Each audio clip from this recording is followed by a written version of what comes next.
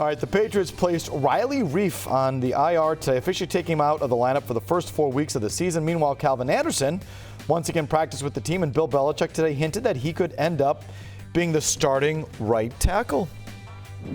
He's a young player, but he's experienced enough where he can handle a lot of things and pick things up quicker than like, a rookie would or something like that, even though he's been on another team. But he's been able to, I would say, transition pretty well from an assignment standpoint, technique standpoint, and we'll see how it goes here, and kind of working through some multiple moves there at tackle with Calvin, as you mentioned, and then the two players that we acquired. All right, here's the potential offensive line then that Belichick just mentioned.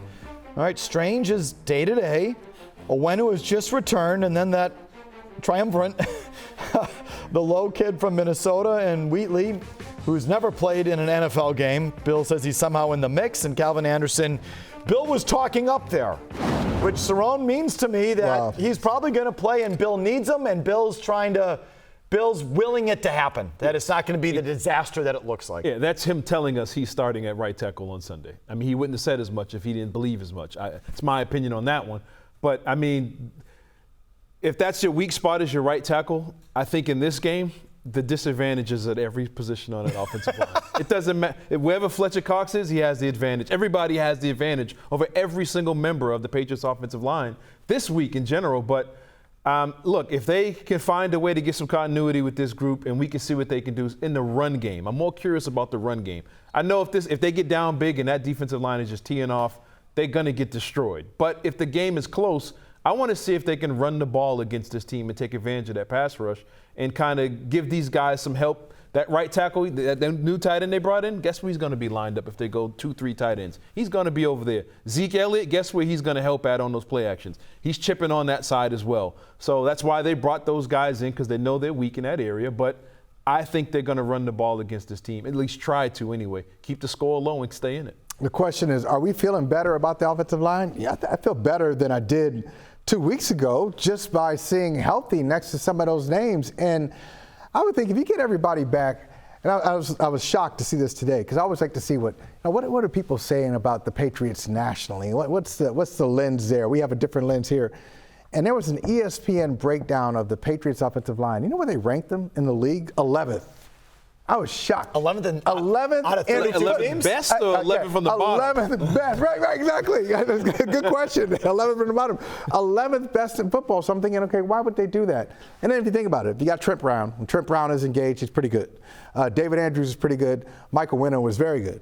And so you put in Cole Strange and whoever that revolving door, that hybrid, the three-headed offensive lineman or right tackle, that's a pretty good offensive line. It's not terrific. It's not outstanding. Nobody is an all-pro.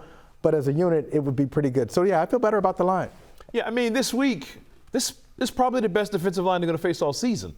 So if they hold up this week, anything after that's going to seem easier. They're going to feel like they're let out of jail when they play some of these other teams. The Jets might have something different to say about that. But if they can hold up this week and look like a 11th ranked offensive line against this team, then our perception of this whole team changes for the rest of the way if they look like a decent offensive line. But I think the whole season hinges on them. Do you think, last year, the running numbers weren't great, but last year, Ramondre averaged 5 yards a carry, which is crazy. And the offensive line wasn't great last year. Do you think that was because of his skill or because of the offensive line? I think it was him. He was breaking a lot of tackles and making extra plays. He's a beast. He was dragging guys and making guys miss a lot that last year. But they ended up being the worst team in the red zone. That's why you bring in Zeke Elliott, who played for the Cowboys. Cowboys were the best team in the league in the red zone. He might not be able to give you 100 yards a game like he used to, but you get him inside the 5, they can punch the ball in. Now, almost like Harris when he was at his best when he was here. So that gives him another element. And if the offensive line is 11th best, they're going to be able to run the ball, and it's going to take pressure off Jones, and they might have a decent year. All right, moving on to the receiver position. Devontae Parker returned to practice today after missing 2 straight days last week, but he was limited. Parker reportedly moved to one of the lower fields pretty early in practice for conditioning, and he did tell Karen Garigian last week that his knee's getting better, okay, which means it had a ways to go. His counterpart, Juju Smith-Schuster. I'm sorry, that's what Juju Smith-Schuster. That's what Juju said. Juju said. I'm getting my injured receivers mixed up. So Parker's still out. Here's Juju Smith-Schuster today to the media. I feel great. Like I said, just excited, man. First game, going against a great team. You know, I played against this team last year in the Super Bowl, so I know what they're capable of. I know what they can bring. And, you know, for us to go out here, it's going to be a great competition for us. All right, the move that concerned me was Jalen Reagor on the practice squad. But he's a first-round pick and a guy who's played in the league. He's not your typical practice squad player. That's just someone you stuff there in case you need to activate on game day. And I'm worried he's going to be needed to be activated on game day, Cerrone. I just have that in the back of my head. Yeah, they brought him in for a reason. They looked at some of these guys, maybe the injuries or whatever, and maybe they looked at Juju and it's like, maybe this ain't it. Maybe he's not it. Maybe Parker's dealing with some injuries across the board, but then you look over, they kept Keyshawn Boutte, the LSU kid. They got high hopes on Douglas. They're already looking to the future for some of these other guys, and it's like, well, we're not expecting much out of them anyway. I'm not expecting much out of Juju. I think I mentioned to you before, it reminds me of the whole Mohamed Sanu situation. It's like it's more of a name, whatever, but is he really a playmaker anymore?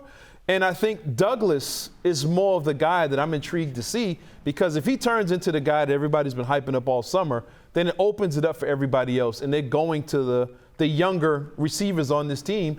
And if Reagor's active and the rest of these guys aren't doing much, it says a lot about them, once again, with these receivers missing all over the place with another group of receivers. I don't think you guys have to worry about Jalen Reagor being active on the Patriots roster. There are a lot of and not to say he's a good player, because he's not, but there are a lot of good players that wind up on these teams' practice squads now. It used to be the practice squad was just a bunch of scrubs, but now you'll see some players with a little bit of resume, some former Pro Bowlers who, hey, looking to get back in the league. I'll do anything I can, get my foot in the door. I'll be on the practice squad. I'm not concerned about the receivers, because I'm just thinking about this team, and I saw a story about Ezekiel Elliott and Ramondre being in the backfield together. That's got my attention. I saw Bill, the picture of Bill Belichick talking to them both. And I think that what this offense is going to be like a late 1980s, early 1990s. That's horrible. I know. That's I know. not going to work. But it may not work, but I think it's going to be, when you said, am I concerned about the receivers? No, because I don't think it's going to be a receiver-heavy thing. I really don't. Then you're screwed. I don't. I can't disagree with that, because I said it earlier today. Not that old school football, but I can see the two tight end sets more often. I can see them running the ball more. I don't know about two guys, running the power I wing T stuff, but I can the pony for me or whatever. But I think they're going to be a run heavy team. But aim high though. Aim high. Think Bo Jackson and Marcus Allen. Oh no. Okay then. Ernest Biner and Kevin Mack. That was before Belichick got to Cleveland, but something like that. But I do think the way they have these receivers, look at them. They have the small guy and Pop Douglas. They've missed that. They haven't had that since Julian Edelman. But all their receivers, the smallest guy is Kendrick Bourne, and he gained weight. Yes. I'm taking Tyquan out of it. I think they just want to bully people. Devontae, big guy. Juju, big guy. They want to bully people, and then they have the two tight ends. I think it's going to be like a run-heavy, kind of gradually move down the field kind of offense. All right. Get ready. Yeah, better be in the 20s then, because, you have no chance otherwise.